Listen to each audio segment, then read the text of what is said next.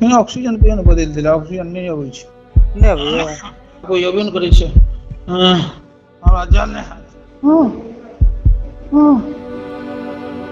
ये कराहने की आवाज आपने सुनी। मौत से पहले ऑक्सीजन के लिए परिवार वालों को फोन पर बार बार कहना कि सांस रुक रही है, जान चली जाएगी। ये आवाज बिहार के अस्पताल में दम तोड़ते एक शख्स की है। ये आवाज बिहार के दम तोड़ते, हाँफते, कोमा में पड़े हेल्थ सिस्टम की भी है, जहां कोरोना के कारण एक के बाद एक लोगों की जान जा रही है। बिहार में 3 अगस्त 2020 तक 62,000 से ज्यादा कोरोना के मामले सामने आ चुके हैं। सरकारी आंकड़ों के हिसाब से 336 लोगों की मौत हो चुकी है। बिहार में कोरोना सारे रिकॉर्ड तोड़ रहा है। 1 जुलाई को 10,000 केस, जो कि एक महीने में 500% बढ़कर 60,000 का आंकड़ा पार कर चुके हैं। मौत की संख्या भी 350% बढ़ी है। हमने अपने सीरीज जनाब ऐसे कैसे के पिछले एपिसोड में आपको बिहार में कोरोना की टेस्टिंग की रेंगती हुई स्पीड के बारे में बताया था, लेकिन इस बार हालात और बदतर हो गए हैं। टेस्टिंग हो भी जाए तो इलाज कहां और कैसे होगा? इलाज के लिए अस्पताल चले भी गए तो बचकर वापस आ जाएं, ये पक्का नहीं है। आपको डेथ बेड बन चुके अस्पतालों की वो कहानी बताते हैं जिसे देखने से बचने के लिए शायद सरकारों ने नींद की गोली खा ली है। बिहार के मधुबनी के मधेपुर के रहने वाले ओम प्रकाश कोरोना पॉजिटिव पाए जाते हैं। उत्तर बिहार के सबसे बड़े अस्पताल Darbhanga medical college and hospital के कोरोना वार्ड में 4 घंटे के इंतजार के बाद एडमिट किया जाता है, लेकिन मौत का अड्डा बन चुके अस्पताल में अभी बहुत कुछ होना बाकी था। अस्पताल में वो ऑक्सीजन के लिए तड़पते रहे, बार बार अपने बेटे और रिश्तेदारों को फोन करके कहते रहे कि कोई नहीं है देखने वाला, ऑक्सीजन नहीं है, मर जाऊंगा। सुनिए मरने से पहले ओम प्रकाश कैसे तड़प रहे थे। मनोज, हाँ ये प्राण चल जाते, ऑक्सीजन बदलते नहीं है। 10 बजे नहीं आल रहा कहाँ कोई कितने अधिक चक के फोन के लिया, केकरा फोन के लिया, ऑक्सीजन नहीं बदलते, प्राण चल जाते। दवा की दुकान चलाने वाले ओम प्रकाश बिना इलाज के ही दम तोड़ देते हैं। उनके परिवार का क्या कहना है वो भी सुनिए। मरीज जो है सो हमको कहा जो वो पेशेंट जो है सो गिर गया है। पेशेंट लोग बोले जो वो सांस लेने में उनको बहुत ही ज़्यादा छटपटाहट थी और किसी तरह का कोई भी स्टाफ, हम लोग भी गए कहने के लिए, कोई नहीं आया।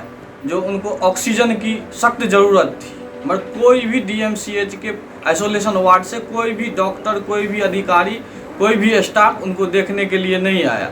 अस्पताल किस हद तक फेल हो चुके हैं इसे समझने के लिए बेतिया चलते हैं। बेतिया में आम इंसान तो दूर, बीजेपी नेता तक अस्पताल की लापरवाही से बच नहीं सके। बीजेपी के मंडल अध्यक्ष कन्हैया गुप्ता की मौत कोरोना से हो गई।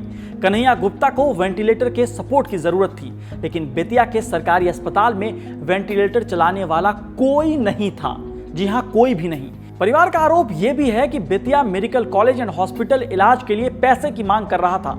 सुनिए परिवार क्या कह रहा है। हम लोग 200, 400, 500 रुपए लेकर ज्यादा देर ऑक्सीजन लगाने। जायसवाल साहब हमारे सांसद महोदय वहाँ पर गए देखने के बाद वो बोले कि लड़का की स्थिति खराब है, इनको वेंटिलेटर लगवाइए। इस पर श्रीकांत दुबे ने बुलाकर कहा 50,000 रुपये दो, अब वेंटिलेटर तुमको लगवा देते हैं। तीसरा मामला भी बेतिया का ही है। बेतिया में एक स्कूल में प्रिंसिपल रहे नरेंद्र नाथ बर्नवाल ने तो मौत से पहले सिस्टम के गुनाहों का लाइव कवरेज भी दिखाया था। खुद देखिए कैसे मौत से पहले ऑक्सीजन की कमी को लेकर वो बेबस थे।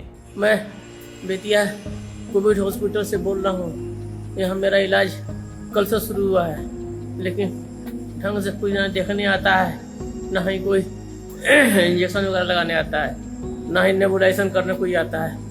व्यवस्था ही नहीं है। सरकार कहती है कि यहाँ सारी व्यवस्था है, लेकिन यहाँ कोई व्यवस्था नहीं है। रात में कुत्ते चलते रहते हैं और मेरी जान बचाए।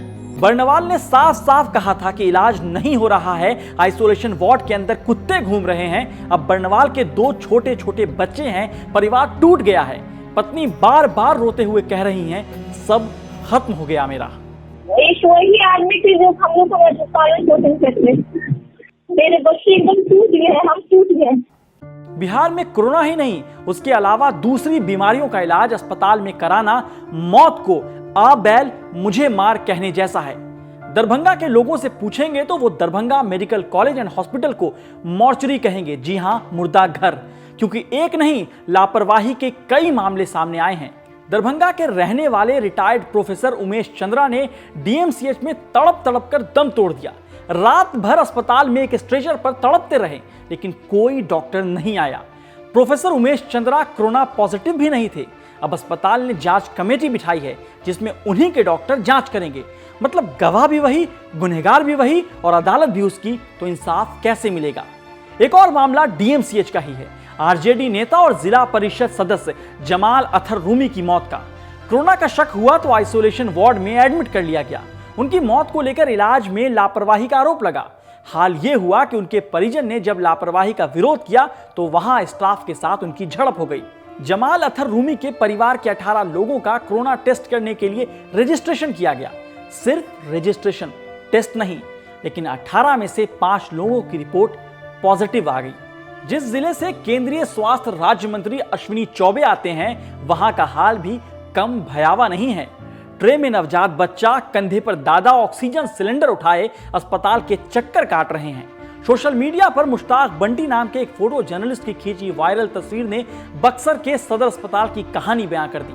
दरअसल बच्चे का जन्म एक प्राइवेट अस्पताल में हुआ था, जिसके बाद बच्चे को सांस लेने में तकलीफ हो रही थी। परिवार वालों ने सदर अस्पताल का रुख किया, लेकिन सदर अस्पताल में कागजी कार्रवाई होते होते बच्चे की मौत हो गई। ये सब तो कुछ मामले हैं जो हमारे सामने आ सके, नहीं तो सैकड़ों मामले सरकारी नाकामी की वजह से फाइलों में दम तोड़ रही हैं। बिहार के एक वरिष्ठ अफसर उमेश रजक के 24 घंटे तक अस्पताल के बाहर एडमिशन के इंतजार में पड़े रहने का वीडियो भी आप देख चुके हैं। जब गृह विभाग के अंडर सेक्रेटरी की मौत बिना इलाज के हो जाए तो आम आदमी का क्या ठौर ठिकाना। बिहार का हेल्थ सिस्टम लोगों को मार रहा है। लोग कोरोना के हमले के साथ ही सरकारी धोखे का भी शिकार हो रहे हैं। बिहार के health minister Mangal Pandey BJP के कोटा से आते हैं। केंद्रीय स्वास्थ्य राज्य मंत्री भी बिहार से आते हैं। केंद्र में बैठी बीजेपी बिहार में नीतीश कुमार के साथ सत्ता शेयर कर रही है। मतलब बहाना बनाने का कोई रास्ता नहीं। फिर भी बिहार बीमार होता जा रहा है। राजनीति भले ही नाइट्रोजन गैस वाली स्पीड से हो रही हो, लेकिन जनता को ऑक्सीजन नहीं मिल रहा।